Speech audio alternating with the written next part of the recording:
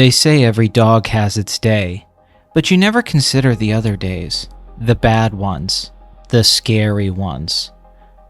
The ones where you unravel an elaborate kidnapping operation and are used as bait. Scooby-Doo had one of those days.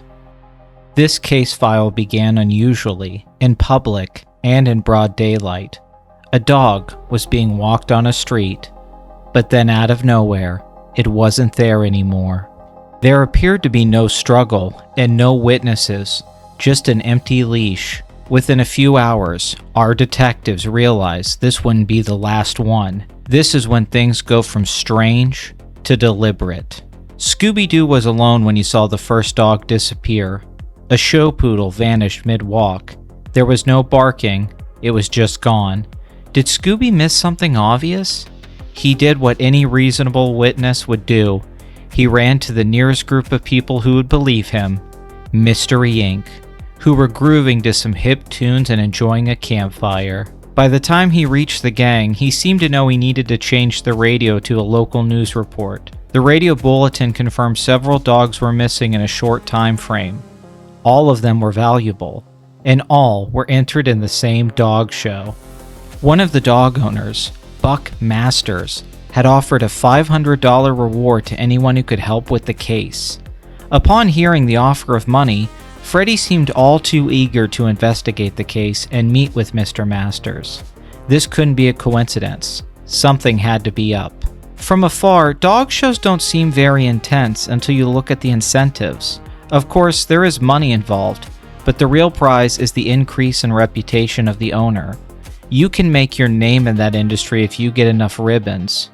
What would some sicko be willing to do to secure that first place position? Buck Masters had already lost his dog. He spoke very openly about it and how unfair the competition was now. In fact, he said this so openly and willingly and clearly without being asked that it seemed odd, like he had rehearsed the whole thing beforehand. Surely, a man of his stature in the dog community wouldn't be up to anything suspicious. Rather than wait for the next dog to be taken, Mystery Inc. devised a master plan to offer one. Luckily for them, they had a dog ideally suited to the job. Had Mystery Inc. not had a dog, we are not sure what they would have done in this specific situation. Perhaps one of them would have donned a dog costume. Scooby was fitted with a championship collar containing a tracking transmitter. From a distance, he looked like a high-value target, but up close, well, the gang was hoping they wouldn't notice. Scooby was placed in public. He was taken cleanly and quietly, with enough confidence to suggest that experienced hands had done the crime. Shaggy followed the dog nappers on a scooter. He was starting to catch up until they reached the desert, and then something truly unbelievable happened. A ghost appeared on a horse, but not just any kind of spirit. It was that of a Native American, a phantom Native American. This distracted Shaggy enough that he crashed his scooter into a nearby rock and could no longer pursue. Shaggy met up with the gang and said he saw a weirdo Indian. We do not condone this statement at the Scooby-Doo files. The dog napper soon realized that Scooby was a decoy. They adjusted their plans. They tied him to a handcar and sent him down an active rail line. This kidnapping had changed to an attempted murder. This decision seems odd in retrospect, since they were assuming that no one would notice this and that train schedules were exact and reliable. The gang, following the tracker while in the back of the mystery machine, found Scooby in danger. Shaggy was able to catch up and stop the handcar moments before a train passed through. Scooby was now safe and back with his friends. The transmitter led the gang to an abandoned cliffside settlement. The site was isolated and difficult to reach, clearly chosen to be inconvenient for anyone without a reason to be there.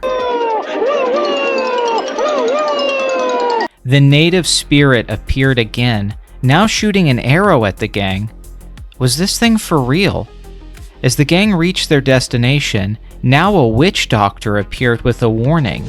Stay away or suffer the curse. Scooby-Doo, as brave as ever, ran away and hid in a giant vase. The gang continued investigating, but decided to split up, for no good reason. Velma, Shaggy, and Scooby were swarmed and attacked by bats in a cave. These little dark demons with wings meant business. One of the bats stole Velma's glasses, and she couldn't see without them. The rogue bat flew above Scooby-Doo and dropped the glasses perfectly as they landed on his face. Shaggy had run into another witch doctor? No, it was Scooby in a disguise. Shaggy took the glasses, and they found a now blind Velma, who was mistaking an Indian artifact for Shaggy. They returned her glasses, and with them, her common sense. Freddy and Daphne, who always seemed to split up together, had fallen into another encounter with the witch doctor. He gave them another warning, and then vanished behind an explosion of fire. While Freddy went to investigate the altar, Daphne sat on a bench that opened into a trap door. She was gone. Remember, Scrappy Squad, follow the buddy system. Never take your eyes off your buddy. Scooby and Shaggy, always diligent, hunted down a nearby kitchen to make sandwiches. Shaggy had stacked the most beautiful sandwich you had ever seen. Scooby was now distracted by the smell of dog food. As he followed it, it led to a hidden door that led him down a slide into a secret location. In this location, Daphne, and with her, the missing dogs. The gang released the dogs and spoke in their native tongue to learn the witch doctor's identity. The dogs gave chase as Scooby and the gang followed. These brave little pups led them to the witch doctor, who was frightened by their hunt. They cornered the witch doctor and took off the mask. Who was it? None other than Buck Masters. More like master of deception and disguise. And what was Masters' master plan? To kidnap all the competition until the day of the contest, where his dog would return and win without anyone getting in his way. The show dogs were returned to their owners, and fair competition returned with it. What about the Phantom Indian? Of course, a movie projector is attached to the back of the truck. Scooby uses the moment to cast a phony, offensive shadow of the Phantom Indian, fooling Shaggy. Perhaps every dog doesn't get their day. But on this day, Scooby-Doo at least got the last laugh. Thank you for watching the Scooby-Doo Files. If you'd like to see more videos like this, please like, comment, and subscribe.